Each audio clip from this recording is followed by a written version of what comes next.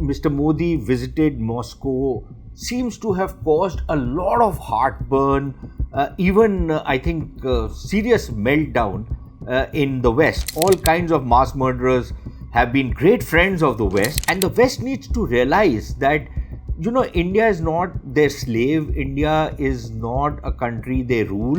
India really does not need the approval of the West to do what India feels is in her national interest. Just as the West does not look for India's approval, they are again getting close to the Pakistanis, a completely illegitimate regime dominated by the military. The Western approach of fueling the war in Ukraine has only led to more casualties. The Indian approach is so much better that we are engaging with the Russians. The Western attitude seems to have pushed Russia completely into the Chinese embrace.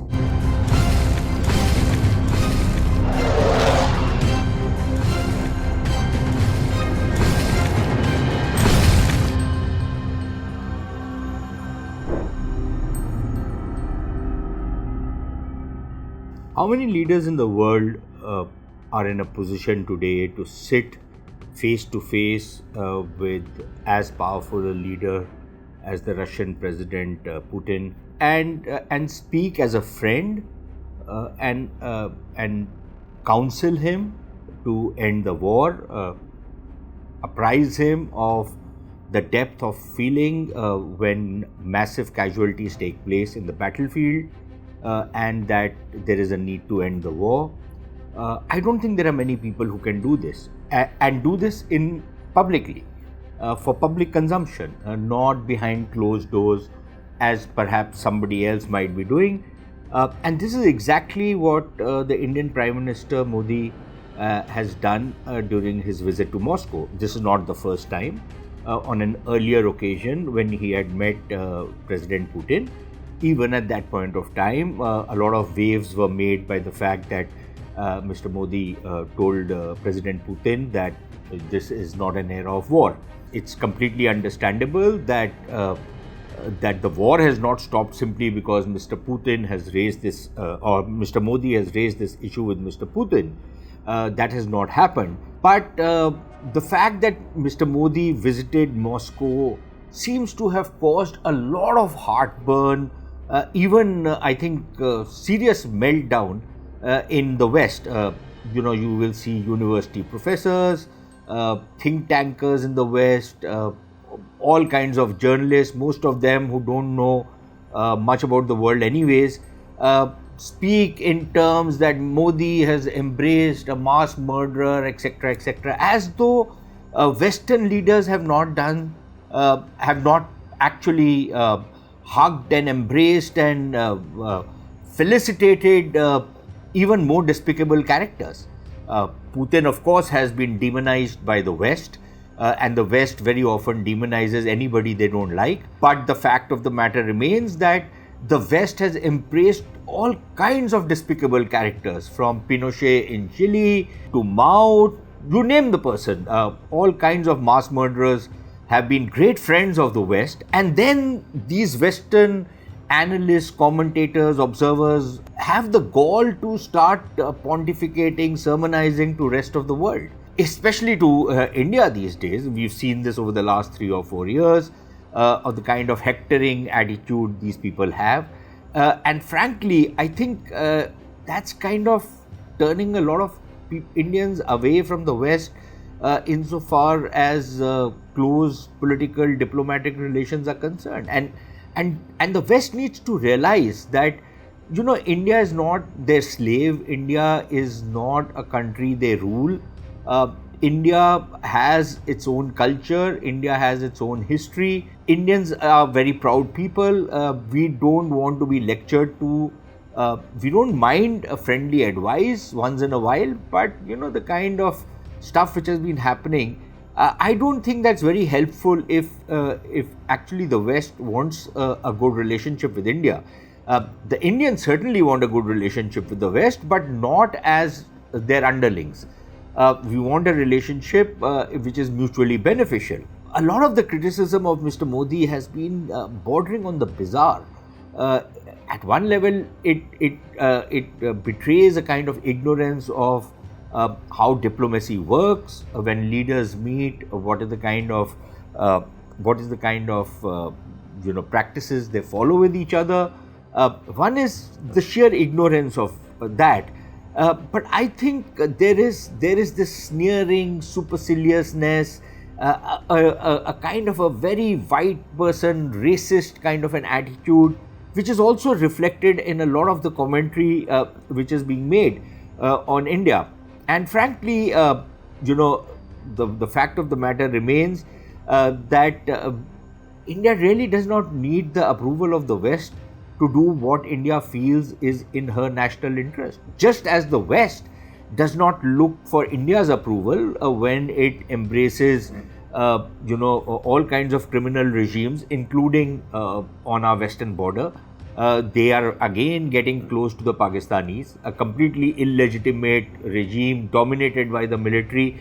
At that point of time, the West feels no shame. Then they talk about how engaging with the Pakistan army will bring stability in the region, etc., etc. If India was to do something in what India perceives to be her national interest, somehow there is this huge upsurge of negative emotions about India in Western countries.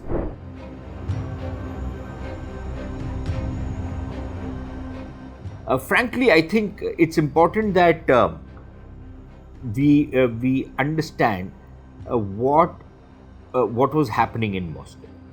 There is an attitude which the Western countries have adopted, that they will ostracize, they will isolate, they will sanction Russia, and they've been doing it for over 2 years. Actually, go back to 2014, the Crimea crisis, and they've been doing it since then, 10 years running. And how's that worked out for them? How much has it actually helped them make any kind of an inroads with Russia? Virtually nothing. In fact, the things have gone from bad to worse. The Western approach of fueling the war in Ukraine has only led to more casualties, has led to greater Russian advances, has led to more Ukrainian casualties, and the war is no closer today with the kind of stuff that the West is doing than anything else. Frankly, the Indian approach is so much better that we are engaging with the Russians. We are using, I think Mr. Modi has used his diplomatic and political equities with Mr. Putin to try and give him a message. Now, this is not India's war. There's no way India can do anything to stop this war. And I think we are realistic enough to realize that.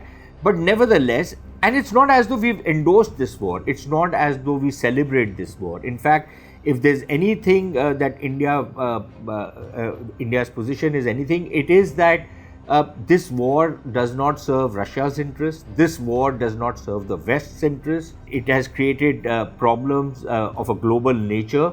And the sooner this war comes to an end, the better it is. That's been India's position. But we don't have a dog in this war. And for somebody to expect that for the sake of somebody else, we are going to sacrifice our own interests or our own friendships, I'm afraid that era has long gone. If maybe it was still the British Raj, it would have been a different thing, but it isn't. So India will make her own choices, and those are not choices which fuel the war. Those are choices which seek to end the war. So I think the Indian approach is far more constructive. I think in a way, Mr. Modi might have even tried to open up some doors for some kind of talks to take place. When he says that, look, ideally talks should take place, but they cannot be talks if a war is going on, which is in a sense a kind of a cryptic way of giving a message that, look, there needs to be some kind of a pause in the hostilities, maybe a ceasefire or something, so that at least the two protagonists can come on the table and try and push forward some kind of a dialogue which eventually leads to some kind of a settlement. Now, what that settlement will be, various people have come up with various plans, and I don't think it falls on India to start giving peace plans. Peace plans will not work until and unless the two protagonists are ready to sit together and talk peace. and it's not very clear if both sides are ready to do it. The Russians had made a proposal earlier calling for some kind of a ceasefire, but clearly the Ukrainians were not in the mood. And then, of course, Ukrainian politics intervenes. President Zelensky might have his own political compulsions. Mr. Putin, of course, will have his own political compulsions. So all of that will also piggyback on any kind of a peace proposal. But ultimately, I think it falls upon both the countries to try and sort this out. India's position, of course, is that, and this is something which I find quite surprising, because, a lot of people say that, look, India's trying to hedge by, keeping the Russians on its side. Now, look, let's face it, Russia may not be the superpower it was until the late 80s. That's a no-brainer. But Russia remains a great power.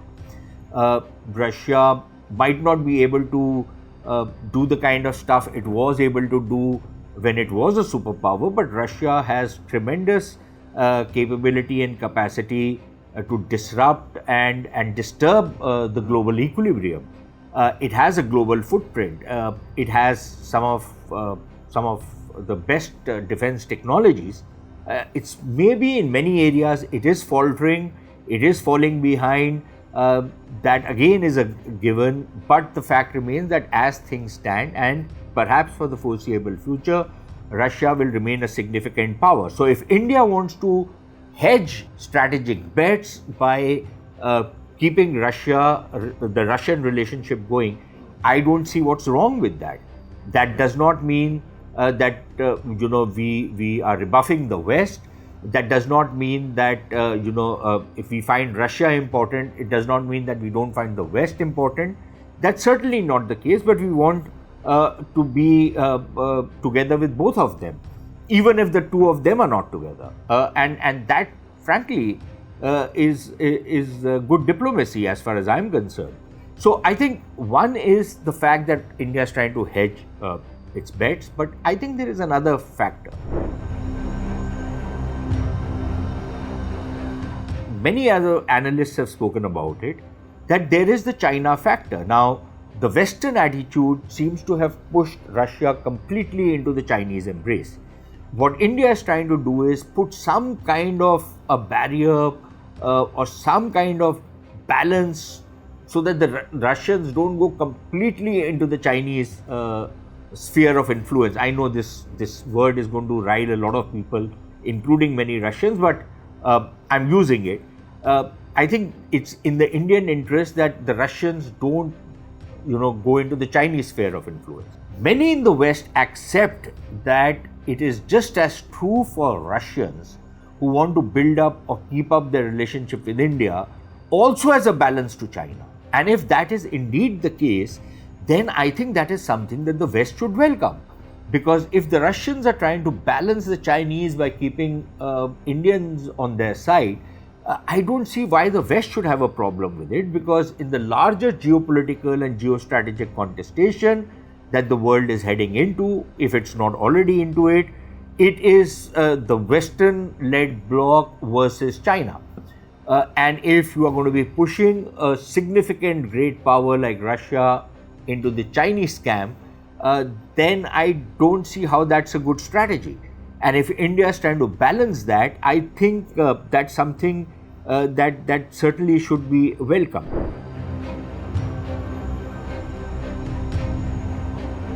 But I think there's something else which we also have to recognize. Mr. Modi's visit, a lot has been made about the fact that this was the first bilateral visit in his third term, and that shows the importance of Russia. Yes, at a level it does. But look, in the very first month of his third term, there are three diplomatic moves that the Indian Prime Minister has made. The first one was during his swearing in, where he invited most of our neighbors for the swearing in ceremony. It was a gesture to them, and it was a clear signal of the Modi government's neighborhood first policy. The second thing which he did was when he went to Italy for the G7 summit, And frankly, I think that shows India's commitment to the West, even though there have been serious allegations and accusations against some Western countries of meddling and interfering in India's elections, in trying to tilt the election against Mr. Modi. Despite that, he decided to go to Italy for the G7 summit, and that shows the importance we attach to the West. The third thing he did was he skipped the SCO summit, and many people would see it as a kind of a snub or a kind of a move to avoid, having to shake hands with the Chinese. The Chinese president was there at the SCO, so I think there was a clear message being given to the Chinese that it's not business as usual, much as they would like to imagine it to be. And the fourth move really is a bilateral visit to Russia. So I think in the very first month, there are pointers to what the approach of this government is going to be insofar as foreign policy is concerned. But finally, I think it is important that while India's relationship with Russia is important, and there have been a lot of superlatives which have been used, a lot of hyperbole has been deployed on describing the India-Russia friendship. I think it is important that neither Russia nor India, yes, there is some amount of trust, yes, there is a certain amount of friendship between the two governments. All of that I accept. But I think both sides are also not going to be taking this relationship forward on the basis of sentimentalism or nostalgia. I think there are significant interests are at play, and there are some serious problems also which are there in the bilateral relationship. For example, there is a problem that yes, we are buying a lot of Russian oil. That has tilted the trade balance, which was always in Russia's favor, very heavily in favor of Russia. There is a huge trade deficit, which cannot really, and which has become a big problem simply because there is no payments mechanism available to pay Russia for the oil that we are buying from them. Now, a lot of people in India have cribbed that, look, we've been buying Russian oil, etc., etc. But look, try to understand, we've been buying Russian oil, we've been reprocessing it, and we've been exporting it. Oil is one of the biggest exports India does, processed oil. So we import crude, we process it, refine it, and we export it. And we earn a lot of foreign exchange on that. Now, the problem, however, is there is no payments mechanism. So even if you want to pay the Russians for the oil, you can't pay them. You cannot even have, some kind of a barter system with the Russians because they are not buying enough from us. They were not buying enough from us even when there was no payments problem. But they are certainly not buying more from us after the payments problem, because many Indian suppliers who have markets in Western countries don't want to fall foul of Western sanctions, so are reluctant to do business in Russia. So there is this certain problem which needs to be sorted out. And then, of course, there is a problem insofar as defense equipments are concerned, where there has been a long-standing problem of spares, of timely supplies. And I think that is another matter that has some efforts have been made, if we go by the joint statement, to address some of those issues. So it's not all hunky-dory as far as the India-Russia relationship is concerned, but like in every other relationship, there will be certain issues that will keep cropping up at various points in time. The important thing is that both India and Russia value this relationship. We value it for our own reasons. We value it because there is some amount of convergence of interests, whether it's on terrorism, on a range of other issues. And we are two countries which can talk to each other and see where we can go from there. And frankly, even from a geostrategic point of view of the coming conflict, not the conflict which is already going on, that's a sideshow in many ways, the Russia-Ukraine crisis. The big crisis is on India's east, And on that, I think if the Russians are trying to balance China by having a close relationship with India, that's something the West should actually encourage rather than, go into this kind of a meltdown and, the kind of tantrums that Western think tankers and others are throwing. I don't see how that's going to be very helpful for their own cause.